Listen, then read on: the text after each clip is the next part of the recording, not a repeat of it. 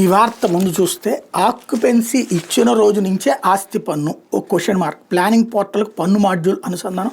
అపార్ట్మెంట్లో ఫ్లాట్లన్నీ పన్ను పరిధిలోకి వచ్చేలా చర్యలు. కొత్త అపార్ట్మెంట్లకు ఆక్యుపెన్సీ సర్టిఫికేట్ జారీ చేసినప్పుడు అందులోని ఫ్లాట్లకు ఆస్తి పన్ను అమల్లోకి రాబోతుంది. ఆక్యుపెన్సీ కోసం బిల్డర్ దరఖాస్తు చేసినప్పుడే అపార్ట్మెంట్లో ఫ్లాట్లు కొన్న వాటి యజమానులు కూడా ఆస్తి పన్ను విధింపులకు దరఖాస్తులు పెట్టాలి.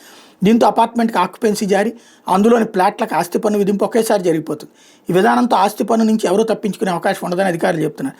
మహారాష్ట్ర, కర్ణాటక, తమిళనాడు, గుజరాత్లో ప్రయోగాత్మకంగా చేపట్టిన విధానంతో మంచి ఫలితాలు రావడంతో రాష్ట్రంలోనే అమలు చేయాలని పురపాలక పట్టణాభివృద్ధి శాఖ నిర్ణయించింది. ఇందుకోసం Andhra Pradesh development planning model services పోర్టల్కు పుర నగరపాలక సంస్థలోని ఆస్తి పన్ను మాడ్యూల్ను అనుసంధానించనున్నారు. దీనివల్ల కొత్త అపార్ట్మెంట్ నిర్మాణం పూర్తయి ఆక్యుపెన్సీ సర్టిఫికేట్ కోసం వాటి యజమానులు ఆన్లైన్లో దరఖాస్తు చేసిన వెంటనే ఆ సమాచారం రెవెన్యూ విభాగానికి వస్తుంది. దీని మీద పట్టణ ప్రణాళిక, రెవెన్యూ సిబ్బంది సంయుక్తంగా క్షేత్రస్థాయి పరిశీలనకు వెళ్తారు. ఆక్యుపెన్సీ సర్టిఫికేట్ జారీ చేసే ముందు ప్లాన్ ప్రకారం బిల్డర్ నిర్మాణం చేపట్టారా లేదా ఉల్లంఘనలు జరిగాయనే కోణంలో సిబ్బంది పరిశీలిస్తారు. ఫ్లాట్ కొలతల మేరకు పన్ను విధిస్తారు. కమిషనర్ల ఆమోదంతో ఒకవైపున ఆక్యుపెన్సీ సర్టిఫికేట్ జారీ చేయడంతో పాటు అదే రోజు నుంచి ఫ్లాట్లకు ఆస్తి పన్ను అమల్లోకి వచ్చేలా చర్యలు చేపడతారు. పుర నగరపాలక సంస్థలు, నగర పంచాయతీలు 100% వేళకు ఆస్తి పన్ను వర్తింపజేసేలా విద్యుత్ కనెక్షన్లు వివరాలు సేకరించాలి పురపాలక శాఖ నిర్ణయించింది. వీటిని విశ్లేషించి ఆస్తి పన్ను పరిధిలోకి రానిళ్లను గుర్తించి నోటీసులు ఇవ్వబోతున్నారు. ఈ విధంగా పన్ను నుంచి ఏ గృహము తప్పించుకునే అవకాశం ఉండదని అధికారులు భావిస్తున్నారు. రాష్ట్రంలో 123 పట్టణ స్థానిక సంస్థల పరిధిలో దాదాపు 40 లక్షల ఇళ్లు, ఇతర నిర్మాణాల నుంచి ఏటా 2300 కోట్ల వరకు ఆస్తి పన్ను వసూలు అవుతుంది.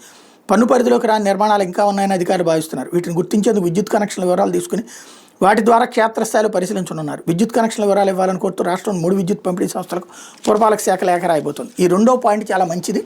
ఎవరైతే ఆస్తి పన్ను కట్టకుండా కరెంటు మాత్రం కట్టుకుంటున్నటువంటి వాళ్ళు, అంటే ఆక్యుపై చేసుకున్నటువంటి ఇళ్ళు, బీఫారాల ఇళ్ళు, ఇట్లాంటి వాటిలో ఉంటాయన్నమాట. ఇది ఒక ఆస్పెక్ట్, మంచి ఇష్యూ. నెంబర్ 2 వచ్చేటప్పటికే దానికి కూడా ఆస్తి పన్ను కట్టేటటువంటిది. అయితే అపార్ట్మెంట్లో ఫ్లాట్లు ఇవాళ కొంటే, అంటే బిల్డరు కడుతూ ఉండగానే కొనేస్తారు. 5 లక్షలు 10 లక్షలు అడ్వాన్స్ ఇచ్చేసి, అది చేతికి వచ్చాడు 2 ఏళ్ళు 3 ఏళ్ళు పడుతుంది. కాకపోతే మనం లోన్ తీసుకోవాలంటే ఆక్యుపెన్సీ సర్టిఫికేట్ కావాలి.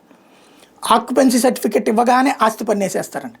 అంటే ఇవాళ మనం ఆక్యుపెన్సీ సర్టిఫికేట్ తీసుకుంటే 2-3 ఏళ్ల దాకా అక్కడ ఫ్లాట్లోకి వెళ్ళకపోయినా ఆస్తి పన్ను మాత్రం కట్టాల్సిందే. ఇది కొత్త బాధుడు.